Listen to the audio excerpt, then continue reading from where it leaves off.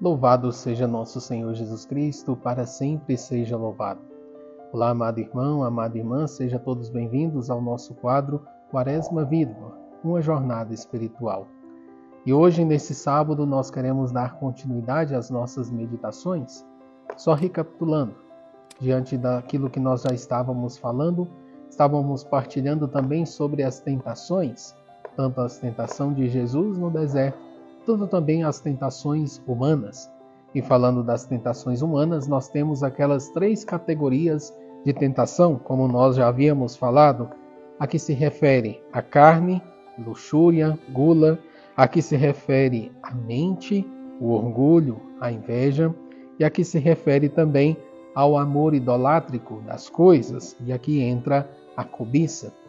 Nós temos então essas tentações que vêm de nós, tanto internamente, tanto externo, mas em Jesus a tentação vem de maneira externa, pois Jesus, sendo verdadeiro Deus e verdadeiro homem, mas na sua humanidade íntegra, perfeita, em Jesus não poderia ali ter o erro moral, porque ele era um homem perfeito, sendo Deus e sendo também homem perfeito.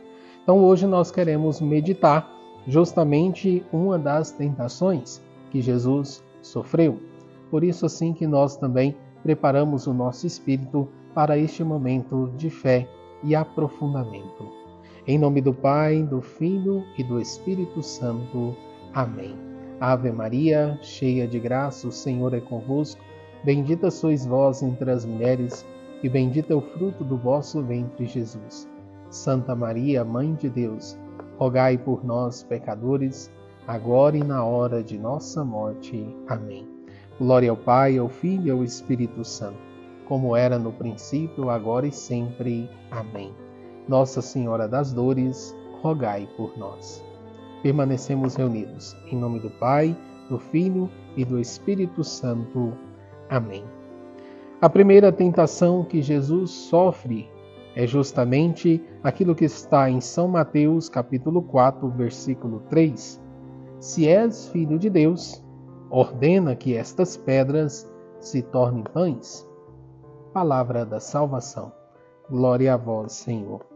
A primeira tentação que Jesus sofre é em relação à fome. Jesus que entra no deserto e está ali jejuando 40 dias e noite. Então, uma das tentações, porque Jesus também era verdadeiro homem, é geralmente ali voltado para o alimento. Jesus que teve fome, Jesus que tem fome na sua realidade humana. Jesus sendo também perfeito humano, então tinha essas realidades humanas. E é justamente aqui aonde o diabo vem tentar. A primeira tentação era então de se transformar em espécie de um reformador social. Podendo assim dizer, Jesus, sendo Deus, então ali sendo tentado pelo diabo, era justamente para dizer, olha, quantas pessoas passam fome do deserto, então transforme essas pedras em pão. Justamente Satanás, que não tinha certeza plenamente que Jesus era Deus, e ele ali então estava testando, porque sendo Deus, Deus poderia transformar tudo aquilo ali em pão, e matar a sede de muitas pessoas, a fome de muitas pessoas, sede e fome. Porque também Jesus poderia transformar outras situações, fazer de uma rocha vir água. Assim como no tempo do povo que caminhava no deserto, Deus fez chover o maná do céu para aquele povo se alimentar e não passar fome. Assim, Deus fez também sair e brotar água da rocha com Moisés, e ali aquele povo matou a sede. Então é justamente esta prova que Satanás está colocando, voltando também, lembrando do Antigo Testamento, ao qual ali Moisés conduzia o povo de Deus para se libertar da escravidão do pecado. Então o demônio está justamente tentando, será que esse de fato é o Filho de Deus? Será que ele tem a capacidade de fazer com que a humanidade se salve? Será que ele será mesmo o Redentor? Então ele quer fazer com que Jesus faça-se esse reformador social. Ele transformando isso aqui e alimentando essas pessoas, o demônio já via que Jesus era Deus, mas que ao mesmo tempo desviava da missão que Jesus tinha. Então, uma visão de melhoria social, sem regeneração espiritual. Então aqui constitui uma tentação que muitos homens até hoje na história sucumbem por completo. Mas para Jesus não seria um serviço adequado ao Pai transformar aquelas pedras em pão e saciar a fome das pessoas naquele momento. O espírito maligno então estava a dizer: principia como algo econômico, simplesmente vamos então matar a fome. Quantas vezes nós escutamos por aí esse discurso? Discurso de que Jesus foi aquele que veio alimentar o povo. Mas o alimento que Jesus vem trazer não é um alimento corporal. Jesus poderia ali, como fez, também ali multiplicou muitas vezes o pão, o peixe, para aquela multidão saciar-se da fome. Mas Jesus não é um reformador político e social, como muitas vezes escutamos por aí em certas situações, às vezes até política, em falar de um governo que muitas vezes vai matar a fome de todos. Não, Jesus não é isso. Jesus, pelo contrário, a fome que Jesus quer matar no coração é a fome muito maior do que um estômago cheio ou um estômago vazio. Então Jesus fala justamente algo novo e Jesus realiza algo novo. Então é como se nós pudéssemos ver o comissário de Satanás vai às salas de aulas e pede às crianças que rezem a Deus pelo pão. E quando as preces não são atendidas, muitas vezes fala que geralmente Deus não importa. Porque se Deus importasse, quantas pessoas passam fome no mundo? Você já escutou esse discurso? Muitas vezes, tenho certeza que sim. Então, muitas vezes as pessoas dizem até mesmo: olha, Deus não importa conosco, porque se Ele importasse, não permitia muitas vezes isso. Então aqui a gente está voltado ainda puramente para algo humano, para o nosso corpo, para o prazer. E aqui nós temos então simplesmente o alimento pelo alimento. E é aqui que Jesus é tentado, justamente para deixar tudo aquilo que é divino e voltar-se só para o humano. Essa é a tentação de transformar as pedras em pão, esquecer tudo que é divino, tudo que o Pai enviou para Jesus fazer, o Calvário, a cruz, morrer pela humanidade, restaurar a criação de novo. Esqueça tudo isso. Jesus olha agora só para aqui, vê esse povo que sofre de fome, mata esse povo de fome e mata também a tua fome. Então era como que Satanás queria anular a divindade de Jesus, queria ficar só com a humanidade.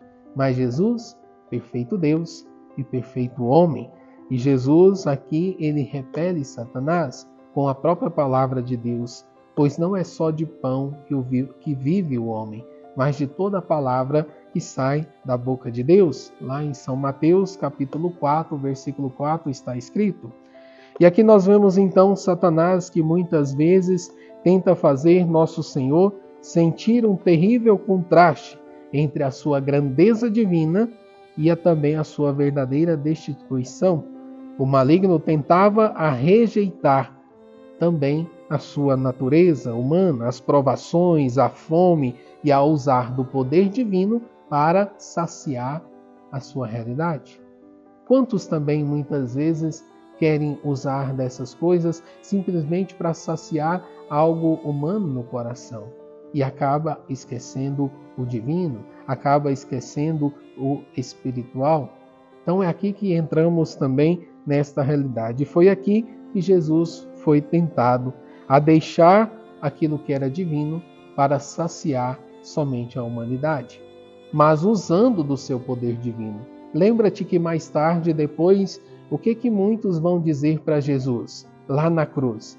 Se tu és mesmo o Filho de Deus, desça daí, para que todos pudéssemos comprovar que tu és o Filho de Deus. Então Jesus, ele não vai usar o poder divino para de fato se beneficiar a sua humanidade, mas ele justamente, olhando ao Pai, assume aqui as dores, assume aqui a sua natureza humana, a realidade da fome, a sede que ele passa para ofertar tudo ao Pai e assim se unir plenamente à humanidade que continua sofrendo, que sofre com a fome, que sofre com a sede, que sofre tantas dores. E por isso aqui já vemos Esse Deus não é um Deus que está longe ou um Deus que abandonou, mas é um Deus que se faz próximo de nós. Então nós temos aqui, está escrito, não só de pão vive o homem, mas de toda palavra que sai da boca de Deus. As palavras que citou foram tiradas do relato do Antigo Testamento, da refeição miraculosa dada aos judeus no deserto, o povo de Deus que recebeu o maná do céu. Jesus recusou então satisfazer a ardente curiosidade de Satanás e de saber se era ou não filho de Deus, mas afirmou que Deus poderia sim alimentar os homens com algo muito maior do que o pão. Nosso Senhor não usou os poderes milagrosos para conseguir alimento para si, como não usaria para descer da cruz. Tornara-se homem e estava disposto a se submeter todos os males do homem, até que por fim o momento da glória chegasse, a sua ressurreição definitiva. Então aqui Jesus realmente sofre com a humanidade, está junto conosco e por isso assume essa humanidade, passando também pelos sofrimentos, para que por meio deste sacrifício nos desse vida. Então que nós hoje peçamos também a graça de Jesus, para que diante das nossas tentações, nós também olhamos para o alto, olhamos para a vida espiritual, nos aproximemos mais de Deus na via espiritual, para que de fato, por meio da graça de nosso Senhor, possamos vencer estas realidades, as tentações que muitas vezes chegam até nós. E se você foi um que muitas vezes olhou e falou, parece que Deus é injusto, que Deus vê tanto sofrimento e não faz nada, Deus já sofreu por nós, isso já é tudo, e nos deu algo muito maior do que o alimento corporal não pode dar, se chama vida eterna.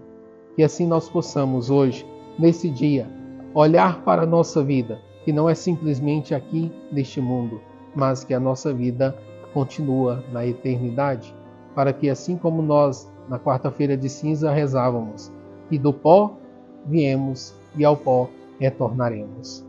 O propósito de hoje, então, seria para nós meditarmos que Jesus nos traz esta realidade de muito mais do que um alimento. Ele que vai nos dizer no Evangelho de São João, capítulo 6, versículo 32 a 35, que ele é o pão descido do céu. E quem come deste pão viverá eternamente. Então, o nosso propósito de hoje, ler o Evangelho de São João, capítulo 6, versículo 32 a 35.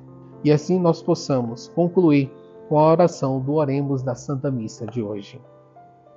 Ó Deus, eterno e todo-poderoso, olhai com bondade a nossa fraqueza e estendei para proteger-nos a vossa mão poderosa.